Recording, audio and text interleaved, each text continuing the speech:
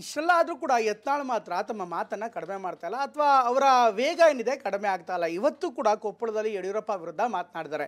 ಇದರ ನಡುವೆ ಇದೇ ವಿಚಾರಗಳು ಪ್ರಮುಖವಾಗಿ ಯತ್ನಾಳ್ ವಿರುದ್ಧ ಪಕ್ಷದಲ್ಲಾದಂಥ ಬೆಳವಣಿಗೆ ಇರ್ಬೋದು, ಜೊತೆಗೆ ಅವರನ್ನು ಉಚ್ಚಾಟನೆ ಮಾಡಿದ್ರೆ ಏನೆಲ್ಲ ಆಗತ್ತೆ, ಇದೆಲ್ಲದರ ಬಗ್ಗೆ ಕೂಡ ಚರ್ಚೆ ಆಗಿದೆ. ಹಾಗೆಯೇ ಈ ಸ್ವಾಮೀಜಿಗಳ ಎಂಟ್ರಿ ಕೂಡ ಆಗಿದೆ. ಇನ್ನಷ್ಟು ಡೀಟೇಲ್ ಆಗಿ ಹೇಳ್ತೀನಿ ಏನಾಗಿದೆ, ಅದರ ಸಂಪೂರ್ಣ ಕಹಾನಿ ಈ ಸ್ಟೋರಿಲಿದೆ.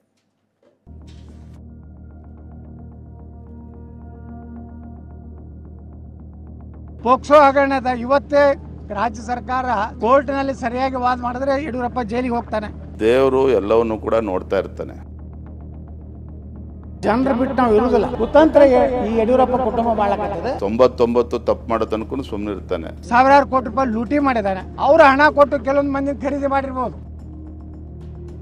ನೀವು ಇದೇ ಯಡಿಯೂರಪ್ಪ ಕುಟುಂಬವನ್ನು ಏನಾದರೂ ನೇತೃತ್ವ ಕೊಟ್ಟರೆ ಭಾರತೀಯ ಜನತಾ ಪಾರ್ಟಿ ಹೀನಾಯವಾಗಿ ಕರ್ನಾಟಕದಲ್ಲಿ ಸೋಲ್ತಾರೆ. 100ನೇ ತಪ್ಪು ಮಾಡಿದಾಗ ಏನು ಶಿಕ್ಷೆ ಆಗಬೇಕು ಅದು ಹಾಗೇ ಆಗ್ತದೆ. ಶಿಶುಪಾಲರನ್ನ ಯಾರು ಕರ್ಕೊಂತಾರ್ರಿ?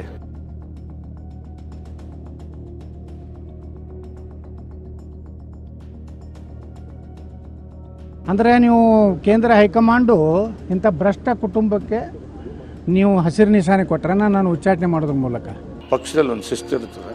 ಆ ಶಿಸ್ತಿನಲ್ಲಿ ಎಲ್ಲರೂ ಕೂಡ ಒಂದು ಚೌಕಟ್ಟಲ್ಲಿ ಇರಬೇಕು. ಅವ್ರನ್ನ ವಾಪಸ್ ಬರೋ ಪ್ರಶ್ನೆನೂ ಇಲ್ಲ, ಕರ್ಕೊಳ್ಳೋ ಪ್ರಶ್ನೆನೂ ಬರಲ್ಲ. ಅಂದು ಸಂಡೂರು ಉಪಚುನಾವಣೆಗೂ ಮುನ್ನ ವಿಜಯೇಂದ್ರ ಟಿವಿ9 ಸಂದರ್ಶನದಲ್ಲಿ 99 ತಪ್ಪು ಮಾಡುವವರೆಗೂ ದೇವರು ಕಾಯ್ತಾನೆ, 100 ತಪ್ಪಾದ ಬಳಿಕ ಶಿಕ್ಷೆ ಎಂದು ಶಿಶುಪಾಲ ಸಿದ್ಧಾಂತವನ್ನ ಹೇಳಿದ್ರು. ದೇವರು ಎಲ್ಲವನ್ನೂ ಕೂಡ ನೋಡ್ತಾ ಇರ್ತಾನೆ. 99 ತಪ್ಪು ಮಾಡೋ ತನಕ ಸುಮ್ಮನೆ ಇರ್ತಾನೆ. 100ನೇ ತಪ್ಪು ಮಾಡಿದಾಗ ಏನು ಶಿಕ್ಷೆ ಆಗಬೇಕು ಅದು ಹಾಗೇ ಆಗ್ತದೆ. ವಿಜಯೇಂದ್ರ ಮಾತಿಗೆ ಯತ್ನಾಳ್ ನಾನು ಶಿಶುಪಾಲ ಅಲ್ಲ, ಕೃಷ್ಣ ತಂತ್ರಗಾರಿಕೆಯವನು ಎಂದು ಉತ್ತರಿಸಿದ್ರು. ಈಗ ಒಂದು ಹೆಜ್ಜೆ ಮುಂದೆ ಹೋಗಿರುವ ಬಿಜೆಪಿ ನಾಯಕ ನಡಹಳ್ಳಿ ಯತ್ನಾಳ್ರನ್ನ ಶಿಶುಪಾಲ ಅಂತಾನೆ ನೇರವಾಗಿ ಕರೆದಿದ್ದಾರೆ. ಈಗ ಯಾರು ಶಿಶುಪಾಲ ಯಾರು ಶ್ರೀಕೃಷ್ಣ ಎಂಬ ಪ್ರಶ್ನೆಗಿಂತ ಬಿಜೆಪಿ ಮನೆಯ ಮಹಾಭಾರತದ ಮುಂದಿನ ಕಥೆಯನ್ನ ನೋಡೋಣ ಬನ್ನಿ. What next? ಯತ್ನಾಳ್ ಬೆಂಬಲಿಗರು ಸೇರಿದಂತೆ ಬಿಜೆಪಿ ನಾಯಕರು ಸಹ ಉತ್ತರ ಹುಡುಕುತ್ತಿರುವ ಪ್ರಶ್ನೆ ಇದು. ಒಂದು ದಿನ ಬಿಜೆಪಿಗೆ ವಾಪಸ್ ಆಗ್ತೀನಿ ಅನ್ನೋ ಯತ್ನಾಳ್ ಮರುದಿನ ಹೊಸ ಪಕ್ಷದ ಬಗ್ಗೆ ಚರ್ಚೆ ಮಾಡ್ತೀನಿ ಅಂತಾರೆ. ಹೀಗಾಗಿ ವಿಜಯಪುರದ ಚಾ ಅಂಗಡಿಯಿಂದ ಗೋಲ್ ಗುಂಬಾಜ್ ವರೆಗೂ ಮುಂದೇನು ಅನ್ನೋ ಪ್ರಶ್ನೆ ಪ್ರತಿಧ್ವನಿಸ್ತಾ ಇದೆ. ಟಿವಿ9ಗೆ ಸಿಕ್ಕಿರೋ ಮಾಹಿತಿ ಪ್ರಕಾರ ಬಿಜೆಪಿ ಹೈಕಮಾಂಡ್ ಈ ಪ್ರಶ್ನೆಗೆ ಈಗಾಗಲೇ ಉತ್ತರ ಹುಡುಕಿದ್ದಾರೆ ಎನ್ನಲಾಗ್ತಾ ಇದೆ. ಕಳೆದ 3 ತಿಂಗಳಿನಿಂದ ವರಿಷ್ಠರು ಯತ್ನಾಳ್ ಪರ ವಿರೋಧ ಪರಿಶೀಲನೆ ನಡೆಸಿದ್ದಾರೆ. ಆಗಬಹುದಾದ ಸಂಭಾವ್ಯ ನಷ್ಟ ಲಾಭದ ಬಗ್ಗೆ ಚರ್ಚೆ ನಡೆಸಿದ್ದಾರೆ. ಆರ್ಎಸ್ಎಸ್ ನಾಯಕರ ಜೊತೆ ಚರ್ಚೆ ನಡೆಸಿದ್ದಾರೆ. ಎಲ್ಲವನ್ನೂ ಅಳೆದು ತೂಗಿ ಉಚ್ಚಾಟನೆಯ ನಿರ್ಧಾರ ಮಾಡಿದ್ದಾರೆ. ಇದೆಲ್ಲದರ ನಡುವೆ ಯತ್ನಾಳ್ ಉಚ್ಚಾಟನೆ ಆಗ್ತಾ ಇದ್ದಂತೆ ಅವರ ಸಂಗಡಿಗರು ಸಹ ಅಖಾಡಕ್ಕಿಳಿದು ಡ್ಯಾಮೇಜ್ ಕಂಟ್ರೋಲ್ ಮಾಡಲು ಸಾಕಷ್ಟು ಪ್ರಯತ್ನ ಪಟ್ಟಿರುವ ಸುದ್ದಿ ಬರ್ತಾ ಇದೆ. ಟಿವಿ9 ಇನ್ಸೈಡ್ ಸುದ್ದಿ ಇದುವರೆಗೂ ಗೌಪ್ಯವಾಗಿದ್ದ ಮಾಹಿತಿಯನ್ನ ಹೇಳ್ತಾ ಇದೆ. ಯತ್ನಾಳ್ ಉಚ್ಚಾಟನೆ ಬಳಿಕ ರಮೇಶ್ ಜಾರಕಿಹೊಳಿ ಚಿತ್ರದುರ್ಗದಲ್ಲಿ ನೆಲೆ ನಿಂತಿರುವ 2 ಗುರುಪೀಠಗಳಿಗೆ ಕರೆ ಮಾಡಿದ್ದಾರೆ. ಯತ್ನಾಳ್ ಪರ ಹೇಳಿಕೆ ನೀಡುವಂತೆ ಒತ್ತಾಯ ಮಾಡಿದ್ದಾರೆ. ಆದ್ರೆ ಯತ್ನಾಳ್ ಹೆಸರು ಹೇಳ್ತಾ ಇದ್ದಂತೆ ಆ ಸ್ವಾಮೀಜಿ ಯಾರು ಯತ್ನಾಳ್, ಅವರಿಗೂ ನಮಗೂ ಏನ್ ಸಂಬಂಧ ಅಂತ ಗಡಸು ಧ್ವನಿಯಲ್ಲೇ ಮಾತನಾಡಿದ್ದಾರೆ. ಇನ್ನಷ್ಟು ಒತ್ತಾಯ ಮಾಡಿದಾಗ ಹೇಳಿಕೆ ನೀಡೋಲ್ಲ ಎಂದು ಕಡ್ಡಿ ಮುರಿದಂತೆ ಸ್ವಾಮೀಜಿಗಳು ಉತ್ತರಿಸಿದ್ದಾರೆ. ಹೀಗೆ ತೆರೆ ಮರೆಯಲ್ಲೇ ಯತ್ನಾಳ್ ಮತ್ತು ಸಂಗಡಿಗರು ಸಾಕಷ್ಟು ಸರ್ಕಸ್ ಮಾಡ್ತಾ ಇದ್ದಾರೆ. ಈಗ ಯತ್ನಾಳ್ ಮುಂದೆ ಹೊಸ ಪಕ್ಷದ ಕನಸು ಬಿಚ್ಚಿಡುವವರು ಸಹ ಇರೋದು ಬೆಳಕಿಗೆ ಬಂದಿದೆ. ರಾಜ್ಯದಲ್ಲಿ ಸ್ವಸಾಮರ್ಥ್ಯದಿಂದ ಗೆಲ್ಲುವ 15 ಮಂದಿಯನ್ನ ಗುರುತಿಸಿ ಒಕ್ಕೂಟ ರಚನೆ ಮಾಡುವುದು, ಹಿಂದುತ್ವದ ಆಧಾರದಲ್ಲಿ ಸಂಘಟನೆ ಮಾಡುವುದೇ ಮೇಲ್ನೋಟದ ತಂತ್ರಗಾರಿಕೆ. ಆದ್ರೆ ಈಗಿರುವ ಸ್ನೇಹಿತರ ಪೈಕಿ ರಮೇಶ್ ಜಾರಕಿಹೊಳಿ ಹೊರತುಪಡಿಸಿ ಅರವಿಂದ್ ಲಿಂಬಾವಳಿ, ಕುಮಾರ್ ಬಂಗಾರಪ್ಪ, ಅಣ್ಣಾ ಸಾಹೇಬ್ ಜೊಲ್ಲೆ, ಸಿದ್ದೇಶ್ವರ್ ಇಂಥವರು ಜೊತೆಗೆ ಬರ್ತಾರೆ ಅನ್ನೋದು ಗ್ಯಾರಂಟಿ ಇಲ್ಲ. ಅತ ಬಿಜೆಪಿಯಿಂದ ಈಗಾಗಲೇ ಬೇರ್ಪಡೆಯಾಗಿರುವ ಈಶ್ವರ್ ಜೊತೆಗೂಡಿ ರಾಯಣ್ಣ ಚೆನ್ನಮ್ಮ ಬ್ರಿಗೇಡ್ ಮುಂದುವರಿಸುವ ಸಾಧ್ಯತೆಯನ್ನ ಅಲ್ಲಗಳೆಯಲು ಸಾಧ್ಯವಿಲ್ಲ. ಆದರೆ ಟಿವಿ9 ಈಶ್ವರಪ್ಪರನ್ನ ಮಾತನಾಡಿಸಿದಾಗ ಯತ್ನಾಳ್ ನನ್ನ ಸಂಪರ್ಕಿಸಿಲ್ಲ, ನಾನು ಯತ್ನಾಳ್ ಜೊತೆ ಮಾತನಾಡಿಲ್ಲ, ಅಂತಹ ಯಾವುದೇ ಆಯ್ಕೆ ಸದ್ಯಕ್ಕಿಲ್ಲ, ಏನಿದ್ರೂ ನಮ್ಮ ರಾಯಣ್ಣ ಬ್ರಿಗೇಡ್ಗಷ್ಟೇ ನಾನು ಸೀಮಿತ ಎಂದು ಮಾಹಿತಿ ನೀಡಿದ್ದಾರೆ. ಇನ್ನು ರಾಜ್ಯದಲ್ಲಿ ಪಕ್ಷ ಕಟ್ಟೋದು ಅಷ್ಟು ಸುಲಭದ ಮಾತಲ್ಲ. ನಿಜಲಿಂಗಪ್ಪ, ದೇವರಾಜ ಅರಸು, ಬಂಗಾರಪ್ಪ, ರಾಮಕೃಷ್ಣ ಹೆಗಡೆ, ಯಡಿಯೂರಪ್ಪ ಹೀಗೆ ಘಟಾನುಘಟಿಗಳಿಗೆ ಪೂರ್ಣ ಪ್ರಮಾಣದ ಯಶಸ್ಸು ಸಿಕ್ಕಿಲ್ಲ.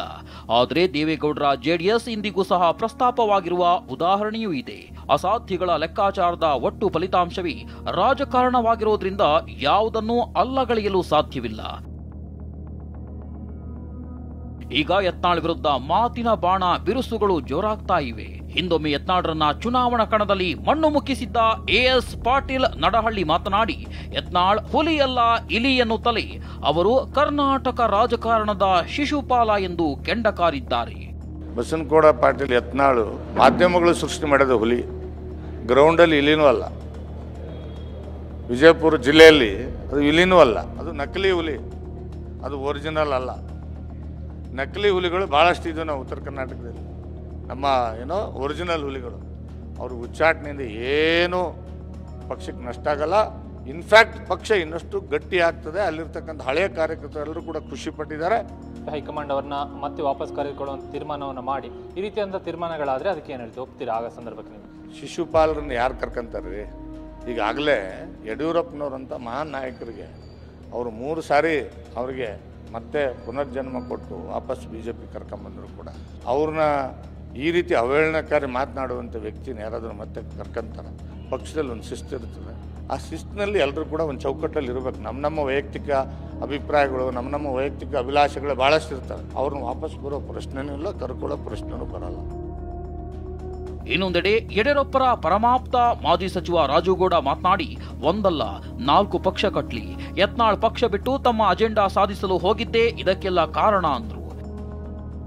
ನೋಡ್ರಿ, ಕರ್ನಾಟಕದಲ್ಲಿ ಯಾರ್ಯಾರು ಪಕ್ಷ ಕಟ್ಟಿದಾರೋ ತಮಗೆ ಗೊತ್ತಿದೆ, ಯಾರ್ಯಾರು ಎಷ್ಟೇ ಸಕ್ಸಸ್ಫುಲ್ ಆಗಿರೋ ಗೊತ್ತಿದೆ. ಅದ್ರ ಬಗ್ಗೆ ನಾನೇನು ಜಾಸ್ತಿ ಮಾತಾಡೋಷ್ಟು ದೊಡ್ಡವಲ್ಲ. ನಮ್ದೇನಾದ್ರು BJP ಪಕ್ಷದ ಪಕ್ಷ ಚೌಕಟ್ಟಿನಲ್ಲಿ ಇದು ಮಾಡ್ತೀನಿ. ಯಡಿಯೂರಪ್ಪ ವಿರುದ್ಧ ಮತ್ತೆ ಸಿಡಿದೆದ್ದಿರೋ ಯತ್ನಾಳ್ ಪೋಕ್ಸೋ ಕೇಸ್ ತನಿಖೆ ಆದ್ರೆ ಜೈಲಿಗೆ ಹೋಗೋದು ಗ್ಯಾರಂಟಿ ಅಂದಿದ್ದಾರೆ. ಇನ್ನು ರಾಜ್ಯಾದ್ಯಂತ ಸುತ್ತಿ ಪಕ್ಷ ಕಟ್ತೀನಿ ಅಂತ ಸಮರ ಸಾರಿದ್ದಾರೆ. ಪೋಕ್ಸೋ ಹಗರಣದ ಇವತ್ತೇ ರಾಜ್ಯ ಸರ್ಕಾರ ಕೋರ್ಟ್ನಲ್ಲಿ ಸರಿಯಾಗಿ ವಾದ ಮಾಡಿದ್ರೆ ಯಡಿಯೂರಪ್ಪ ಜೈಲಿಗೆ ಹೋಗ್ತಾನೆ. ಸಾವಿರಾರು ಕೋಟಿ ರೂಪಾಯಿ ಲೂಟಿ ಮಾಡಿದ್ದಾನೆ. ಅವರು ಹಣ ಕೊಟ್ಟು ಕೆಲವೊಂದು ಮಂದಿ ಖರೀದಿ ಮಾಡಿರ್ಬೋದು. ನಾನು ಇಡೀ ರಾಜ್ಯ ಸುತ್ತೀನಿ, ಎಲ್ಲ ರಾಜ್ಯದ ಜನರ ಅಭಿಪ್ರಾಯ ತಗೋತೀನಿ. ಈ ರಾಜ್ಯದಲ್ಲಿ ಹಿಂದೂ ಪರವಾಗಿ ಈ ರಾಜ್ಯದ ಮುಂದಿನ ಭವಿಷ್ಯ. ಇನ್ನು ಇವತ್ತು ಕೊಪ್ಪಳದ ಗವಿಮಠಕ್ಕೆ ಉಚ್ಚಾಟಿತ ಶಾಸಕ ಯತ್ನಾಳ್ ಭೇಟಿ ಕೊಟ್ಟಿದ್ರು. ಈ ವೇಳೆ ಯತ್ನಾಳ್ ಮುಂದಿನ ಸಿಎಂ ಎಂದು ಬೆಂಬಲಿಗರು ಘೋಷಣೆ ಕೂಗಿದ್ರು. ಅದೇನೇ ಹೇಳಿ, ಯಡಿಯೂರಪ್ಪ ಕುಟುಂಬದ ವಿರುದ್ಧ ಸಮರ ಸಾರಿರೋ ಯತ್ನಾಳ್ಗೆ ಉಚ್ಚಾಟನೆ ಶಿಕ್ಷೆ ಆಗಿದೆ. ಬಿಜೆಪಿಯಲ್ಲೇ ಇರ್ತೀನಿ, ಹೊಸ ಪಕ್ಷ ಕಟ್ತೀನಿ ಎಂದಿರೋ ಯತ್ನಾಳ್ ಮುಂದಿನ ಹಾದಿ ಸಾಕಷ್ಟು ಕುತೂಹಲಕ್ಕೆ ಕಾರಣವಾಗಿದೆ. ಪ್ರಮೋದ್, TV9 ಬೆಂಗಳೂರು.